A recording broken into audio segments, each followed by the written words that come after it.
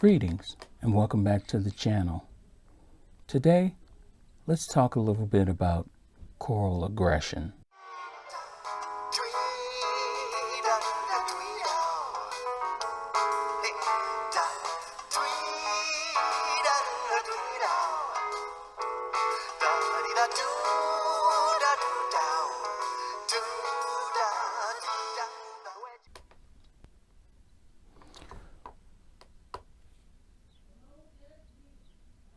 When we embark on our journey into this hobby called reef keeping, we tend to take several precautions. We set up monitors for our tank's water parameters, for temperature, even for water leaks. We plan for the worst. But one question, do we plan for success?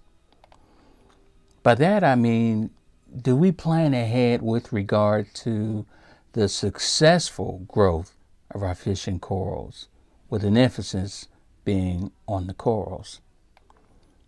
What do I mean? Well, envision this. You have a couple of nice colonies of acropora that have just been growing like crazy for you. They have great color, great polyp extension, just growing like a weed. But then one day, one colony approaches the other colony and bam, slaps it into next week. And by that I mean touches it, stings it, and subsequently unalives it. Now, this is one of the things that we have to think about when we're planning our reefs. Because underneath the surface appearance of a serene, tranquil, harmonious slice of ocean, it's actually a constant machine of aggression and domination between the creatures on the reef. The simple fact is, all corals on the reef, whether in the ocean or in our homes, are constantly trying to battle for more real estate, and they'll employ a wide variety of methods to eliminate their neighbors if they happen to get in the way. How do they accomplish this? Well, some corals utilize a weaponized form of tentacle called a sweeper. Why would I call this a weapon?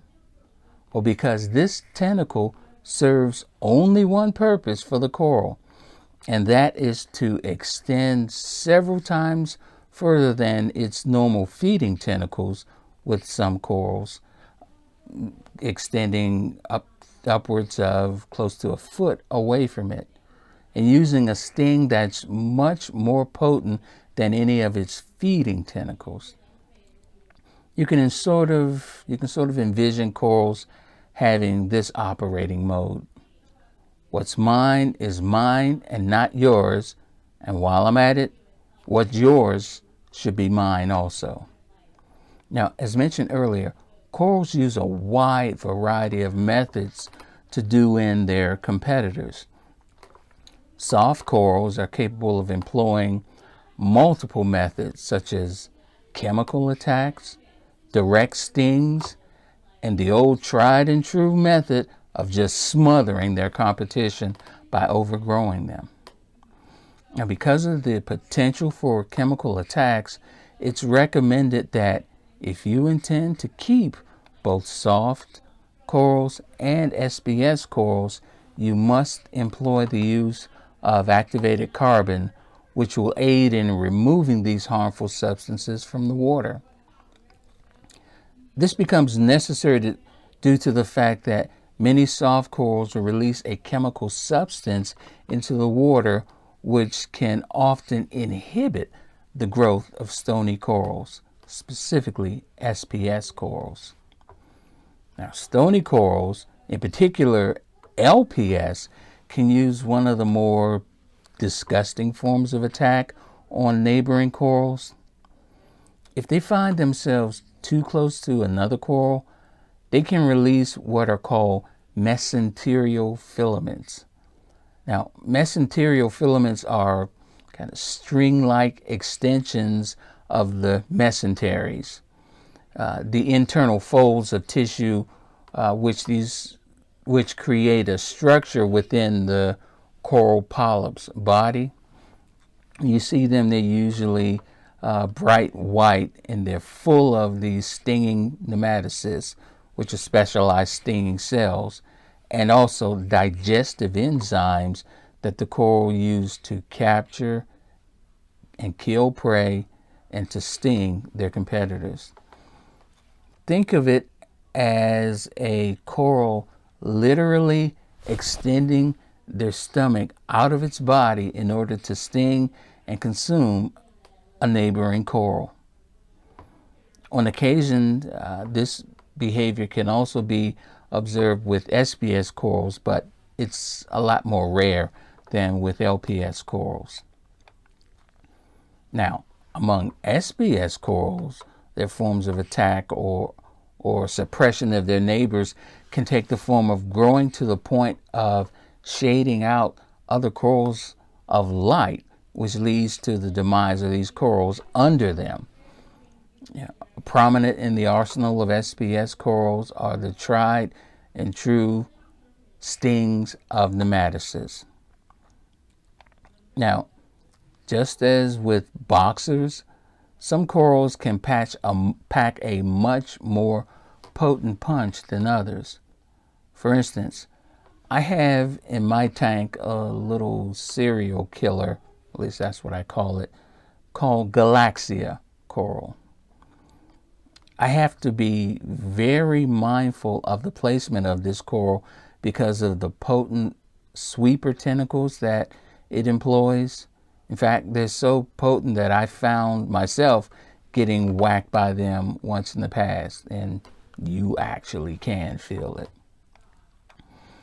Now, within the recent past, I released a video involving removing corals from rocks.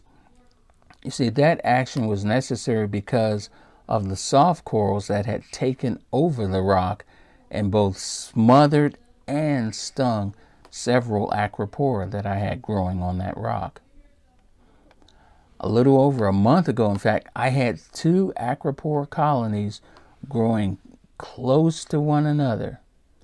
One day I noticed that two of their branches were just about to touch. And I said to myself, okay, I'll clip those branches back in a day or so. Well, I forgot, and the corals touched, and in less than a week, one of the colonies was a complete skeleton. And it was absolutely because of the sting of the other colony. In fact, that same red robin acropora colony went to work on a Montipora digitata that was growing right beside the colony as well. Then there's my main nemesis, Discosoma mushrooms. Now, short of it being some kind of mind-altering jawbreaker mushroom, I will never intentionally put another one of those corals in any tank of mine. They spread, they grow, and they sting. Now, that's not the kind of success that I want. The point of all of this? Well, simply, we need to be forward thinking with regard to how we plant our corals. We need to know what is their growth pattern, what is their growth rate. If we just have to have a particular coral, such as green star polyps, xenia, or certain zoas, could we look at possibly planting them on an isolated island where they can grow there as much as they want without spreading to other rocks or other corals? If we're stickheads, are we ensuring that the frag we glue in today is not going to be out-competing existing corals a year or two from now? Are we willing to have to deal with fragging or just removing corals every week or two because of growth, which for some people is a real thing. These are the decisions that we need to make early on in the process, because if we don't, and trust me, I know from personal experience, the corals will make that decision for us.